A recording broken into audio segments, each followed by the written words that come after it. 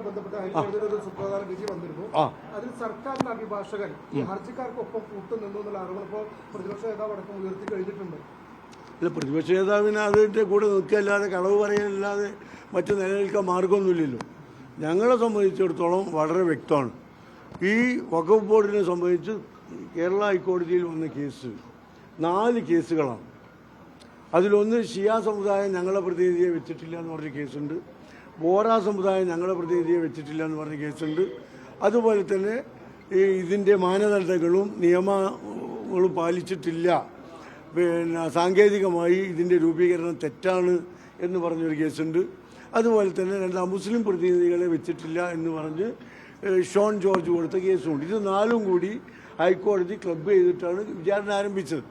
അപ്പോൾ ഇതിൻ്റെ സാങ്കേതികവും നിയമപരവുമായ വ്യവസ്ഥകൾ പാലിച്ചിട്ടില്ല ഇത് രൂപീകരിക്കുമ്പോൾ എന്നുള്ളതാണെങ്കിൽ ഞങ്ങളത് പരിശോധിക്കാം എന്ന് കോടതിയിൽ പറഞ്ഞിട്ടുണ്ട്. അതാണ് ഞങ്ങൾ പറഞ്ഞിട്ടുള്ളൂ. അതല്ലാതെ 2 മുസ്ലിങ്ങളെ വെച്ചോളാം എന്നൊന്നും ഞങ്ങൾ കോടതിയിൽ പറഞ്ഞിട്ടില്ല, കേരള ഗവൺമെൻറ് കോടതിയിൽ പറഞ്ഞിട്ടില്ല. വളരെ വ്യക്തമാണ്. ഞങ്ങൾ ഇതിൻ്റെ രൂപീകരണം നിയമാനുസൃതമല്ല എന്ന് പറഞ്ഞ കേസിലും മറ്റ് കേസുകളിലും ഞങ്ങളത് പരിശോധിക്കും എന്ന് കോടതിയോട് പറഞ്ഞു. അപ്പോൾ കോടതി അങ്ങനെ വിധി വന്നു. കോടതി വിധി ഇപ്പോൾ ഇത് സംബന്ധിച്ച് സുപ്രീം കോടതിയിൽ കേസ് നിൽക്കുന്നുണ്ട്. തമിഴ്നാട് ഒക്കെ ബോർഡ് പിരിച്ചുവിട്ടത് സംബന്ധിച്ച് സുപ്രീം കോടതിയിൽ അപ്പീൽ നിലനിൽക്കുന്നുണ്ട്. അതിൻ്റെ വിധികളൊക്കെ വരാനുണ്ട്. അതിനനുസൃതമായി രാജ്യത്തെ നീതിന്യായ വ്യവസ്ഥക്കൊക്കെ അനുസരിച്ചുള്ള തീരുമാനങ്ങളാണ് കേരള ഗവൺമെൻറ് എടുക്കുക. ഞങ്ങൾ മുസ്ലിം ലീഗിനെ സംബന്ധിച്ചിടത്തോളം ഈ കാര്യത്തിൽ പാർലമെൻറ്റിൽ ഈ ബില്ല് ചർച്ചയ്ക്ക് വന്നപ്പോൾ അതിശക്തമായ നിലപാട് ഞങ്ങൾ സ്വീകരിച്ചിട്ടുണ്ട്. ഒരു മതവിഭാഗത്തിൻ്റെ മതപരമായ കാര്യങ്ങളിൽ മറ്റു മതവിഭാഗങ്ങൾക്ക് അവസരം കൊടുക്കുന്നത് ശരിയല്ല. ദേവസ്വം ബോർഡിൽ മുസ്ലിങ്ങളെ വെക്കാൻ പറ്റില്ല, ചർച്ചുകളിൽ പിന്നെ മറ്റു സമുദായങ്ങളെ വെക്കാൻ പറ്റില്ല, അതുപോലെ തന്നെ വഖഫിൽ മുസ്ലിങ്ങളല്ലാത്തവർ വരുന്നത് ശരിയല്ല എന്ന വാദം അന്നും ഇന്നും മുസ്ലിം ലീഗിന് എന്നും ഉണ്ടാവും.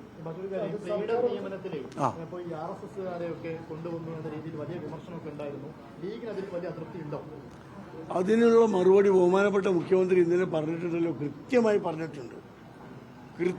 പറഞ്ഞിട്ടുണ്ട്. പിന്നെ അത് ഞാൻ വിശദീകരിക്കേണ്ട ഒരു ആവശ്യമില്ല. മന്ത്രിമാരുടെ പേഴ്സണൽ സ്റ്റാഫ് നിയമനം പൂർത്തിയായോ? ഓ, ഇനിയുണ്ടോ? ഇനി 2031 ഞങ്ങൾ വീണ്ടും ഉണ്ടാക്കും. 26 കഴിഞ്ഞു. ഒരാൾക്കും അസംതൃപ്തി ഇല്ല. ഇത് വലിയൊരു പാർട്ടി ആകുമ്പോൾ ഇപ്പോൾ ഏതാണ്ട് ഒരു 50-ൽ താഴെ പോസ്റ്റാണുള്ളത്. ഡെപ്യൂട്ടേഷൻ അല്ലാതെ ജനറൽ പബ്ലിക്കിന് കൊടുക്കാൻ പറ്റുന്നത്. അതിന് ഞങ്ങൾക്ക് 3000-ഓളം അപേക്ഷകൾ കിട്ടി. സ്വാഭാവികമായും കിട്ടാത്ത ആളുകൾക്ക് വിഷമങ്ങളൊക്കെ ഉണ്ടാവും. അത് ഞങ്ങൾ മനസ്സിലാക്കിയിട്ടുണ്ട്. അതിൽ അർഹരായ ആളുകൾക്ക് പിന്നെ യോഗ്യരായ ആളുകൾക്ക് എന്തെങ്കിലുമൊക്കെ സംവിധാനങ്ങളിൽ ചെയ്യാൻ കഴിയുമോ എന്ന് പാർട്ടി പരിശോധിച്ചുകൊണ്ടിരിക്കുകയാണ്.